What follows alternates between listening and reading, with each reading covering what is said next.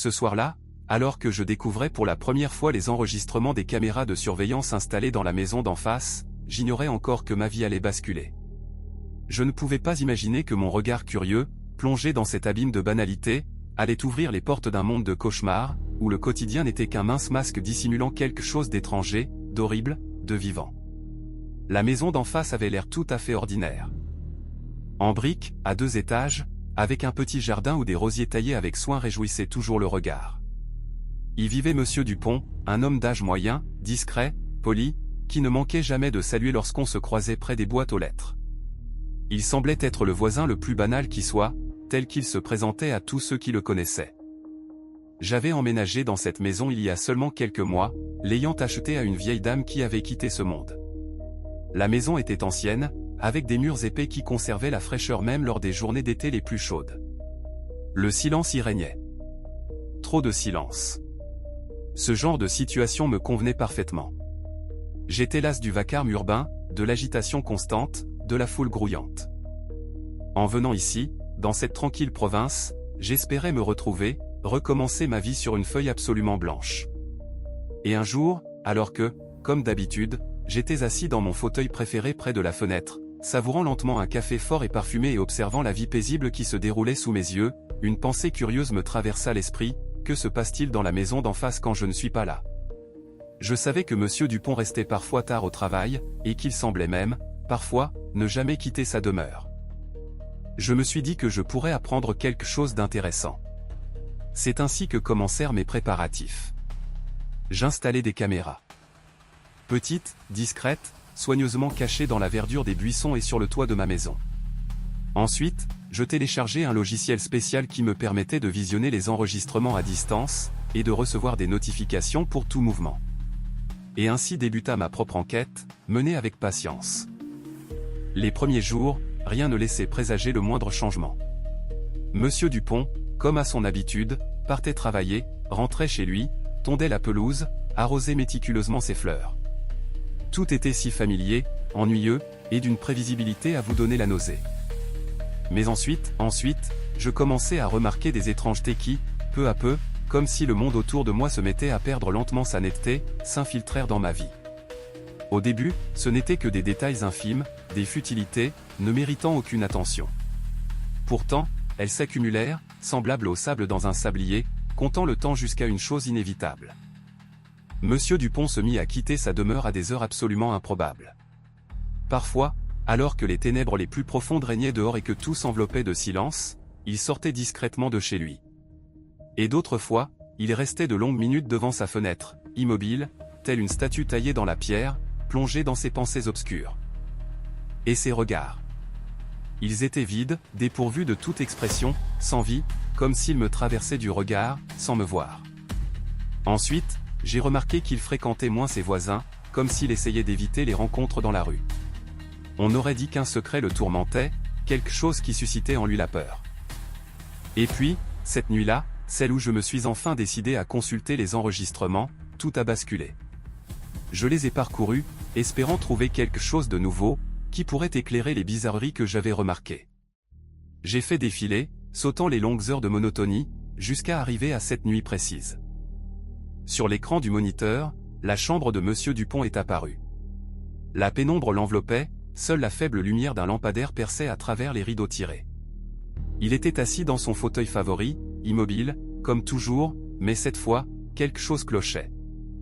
Une tension palpable flottait dans l'air, comme la prémonition d'un malheur. Sa posture, son regard. Une tension palpable, un nœud de peur prêt à exploser, y était figé. C'est alors que je l'ai vu.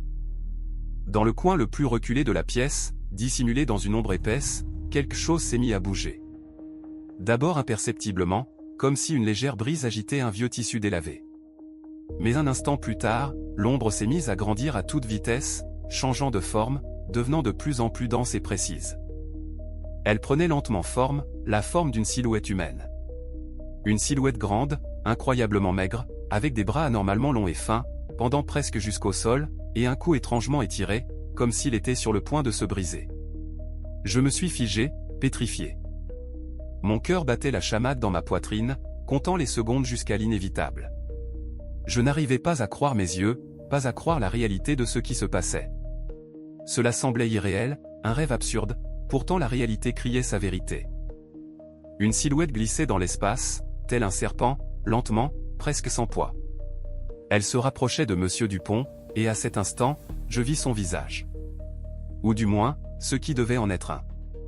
Le spectacle me terrifia. Il n'y avait pas de trait familier, seulement un gouffre béant, un trou noir impénétrable, qui engloutissait avidement toute la lumière environnante. Un frisson parcourut mon dos. Monsieur Dupont demeurait immobile, tel une statue, condamné, figé dans l'attente d'un destin inconnu. Il était assis sans bouger, tel une statue, ses yeux, grands ouverts d'horreur, reflétaient une peur glaciale. L'ombre, ayant pris forme humaine, s'approchait inexorablement, se penchant sur lui. J'entendis son souffle, un filet imperceptible, comme s'il avait abdiqué face au destin. Puis, l'écran s'éteignit, engloutissant tout dans une obscurité totale. Le système se coupa, mettant fin aux derniers éclats d'image. Je me retrouvais seul dans le noir, tremblant de tout mon corps. Que était-ce donc? Une sombre vision, née des profondeurs de mon esprit? Un cauchemar monstrueux, déchirant mon âme? Ou la réalité, revêtue d'un aspect si sinistre? J'essayais de redémarrer le système, espérant désespérément un miracle.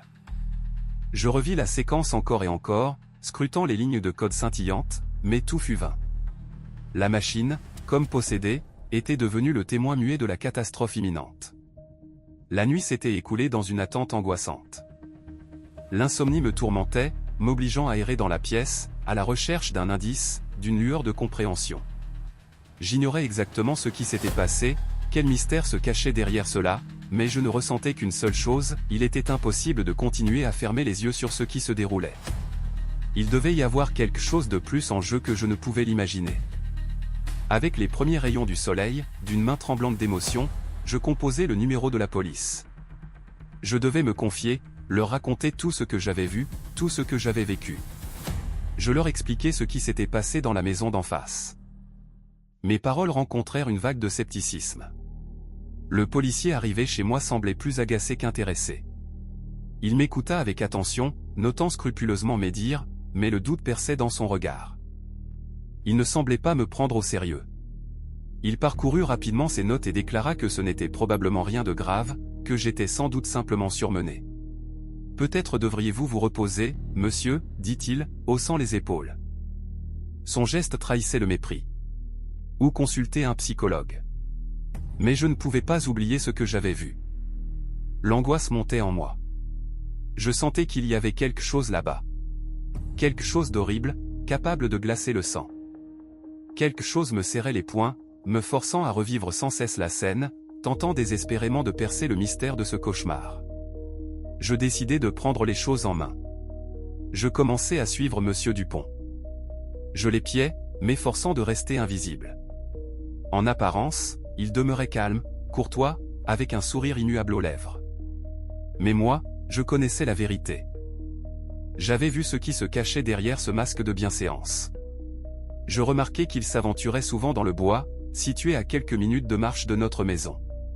Je pris alors la décision de le suivre. Ce jour-là, où je m'engageais dans le bois, le ciel était gris, sombre, comme s'il annonçait une tempête imminente. L'air, humide et glacial, me transperçait jusqu'aux os. Les arbres, dénudés, tendaient leurs branches telles des doigts squelettiques vers un ciel maussade. L'atmosphère s'épaississait, s'alourdissant d'un voile menaçant et sinistre. Je m'efforçais de ne pas faire de bruit, suivant les traces à peine perceptibles de Monsieur Dupont. À chaque pas, je m'enfonçais plus profondément dans les bois, m'éloignant des lieux familiers, de mon foyer. Bientôt, sa silhouette disparut, absorbée par les troncs assombris. Mais je n'étais pas prêt à renoncer. Je continuais d'avancer, scrutant l'obscurité, espérant saisir la moindre trace, le moindre indice du chemin. Et là, dans ce silence pesant, je l'entendis. Un bruissement léger, comme si quelqu'un effleurait délicatement les feuilles mortes, jouait avec elles. Je m'immobilisai, tous mes sens en alerte. Le bruissement se répéta, déchirant le silence. Je m'approchai de la source du son, sentant des frissons parcourir ma peau. Bientôt, dans une clairière baignée de lumière lunaire, je vis le résultat. Au centre, Monsieur Dupont se tenait debout, figé, tourné dos à moi, telle une statue. Et il n'était pas seul. Près de lui, se dressait une silhouette, la même qui me hantait dans mes cauchemars et que j'avais aperçue sur un vieil enregistrement. Grande, incroyablement maigre, avec un cou anormalement long, elle semblait sortie des ténèbres de la nuit. Son visage. En réalité, son absence même. Instillait une horreur glaciale. Le vide, là où des traits auraient dû être, béait comme un trou noir, engloutissant la lumière et l'espoir. La silhouette flottait lentement dans l'espace, telle une apparition. Ses mouvements étaient d'une fluidité envoûtante, presque dansante. Elle tendit la main vers Monsieur Dupont, et à cet instant, ma patience se brisa. Je ne pouvais plus rester dans l'ombre. Rassemblant toute ma volonté, je surgis derrière les arbres, et un cri s'échappa de ma poitrine. Monsieur Dupont tressaillit, son visage déformé par une grimace de peur. La silhouette se figea, comme confrontée à une barrière infranchissable. Elle se tourna lentement vers moi, et je vis alors son visage. Ou plutôt, ce qui était censé être un visage. Au lieu des traits qui définissent un être humain, une effrayante vacuité se révéla à moi ou une absence absolue et glaciale de traits. Dans ce vide, j'aperçus moi-même. Mon propre reflet, déformé et spectral. En cet instant, comme si un voile s'était déchiré, je pris conscience de la vérité. Tout ce temps, tous ces jours, je n'observais pas Monsieur Dupont, mais bien moi. Il n'était qu'une ombre, un reflet, un mirage. Dans cette sombre demeure, dans cette forêt obscure, dans toute cette horreur qui tourmentait mon âme, il n'y avait que moi. Tous ces jours pesants, ces longs mois, je sombrais lentement dans la folie. Peu à peu, pas à pas, je me perdais, me dissolvant dans un cauchemar poisseux. La silhouette que je voyais dans le miroir était en réalité ma peur la plus profonde, la plus terrifiante. Ma paranoïa. Ma folie. Monsieur Dupont, mon voisin, ne semblait être qu'un miroir déformant de mes propres craintes. Ces prétendues étrangetés n'étaient que le fruit de mon imagination débridée, une étrange création de mes cauchemars nocturnes. Je hurlai un cri désespéré. Mais il s'éteignit instantanément dans l'air épais et humide de la forêt, comme s'il n'avait jamais existé. J'essayai de fuir, de m'échapper de l'horreur croissante, mais mes jambes fléchirent, refusant de m'obéir. Une figure inconnue, tel un spectre, s'approchait lentement de moi, ses contours s'estompant dans le crépuscule. Elle me toucha de sa main glaciale et sans visage, et à cet instant, le monde entier autour de moi sombra dans les ténèbres. L'univers autour de moi commença à s'effondrer sous mes yeux. J'observais, comme de l'extérieur, mon propre corps se tenir dans ma chambre. Je voyais mes mains installer des caméras de surveillance, les unes après les autres. Je me voyais, les yeux rivés sur les écrans, en train de parcourir d'interminables enregistrements. Et l'horreur m'envahit lorsque je vis mon esprit plongé dans les ténèbres de la folie. À ce moment précis, je compris la terrible vérité. J'avais été piégé tout ce temps, pris au piège. Pris au piège, dans un piège créé par mon propre esprit. Et maintenant, je suis seul, abandonné dans l'épaisse obscurité de la forêt.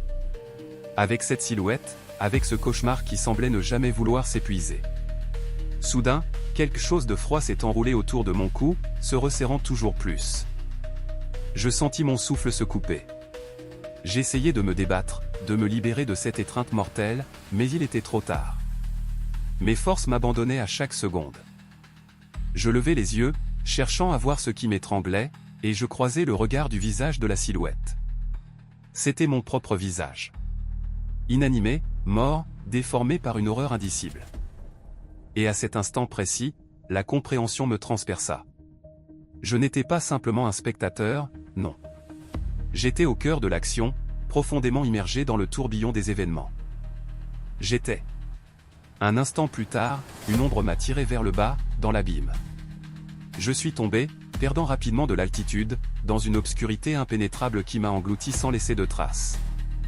Et je ne suis jamais revenu en arrière, dans ce monde. Récemment, en visionnant de vieux enregistrements de caméras de surveillance, j'ai vu ce que je craignais le plus de voir. Sur l'enregistrement, dans la lumière tremblante, ma silhouette est clairement visible. Je suis debout près de la fenêtre, comme hypnotisé, pressentant une mort imminente. En face de la maison où j'habite, une horreur glaciale me saisit. Je scrute les fenêtres de la maison d'en face, celle-là même où je réside également. Dans l'une des fenêtres, une ombre danse. Grande et svelte, avec des bras fins comme des branches sèches. l'ombre se tourne lentement vers moi, et je sens un sourire se dessiner sur mon visage. Puis, l'obscurité, engloutissant tout. Je stoppe l'enregistrement, les doigts tremblants. C'est alors que j'entends frapper avec insistance à la porte. Ce doit être Monsieur Dupont qui a oublié quelque chose. Peut-être les clés de la maison. Ou, soyons fous, la sucrière. Je soupire, ajuste mon peignoir et vais ouvrir. Après tout, nous sommes désormais, pour ainsi dire, voisins. Et c'est, comme je commence à le comprendre, juste le commencement. Le commencement de quelque chose de nouveau, d'inhabituel, d'une vie pleine de surprises, qui ne fait que commencer à se dérouler devant moi, tel un parchemin d'une vieille carte.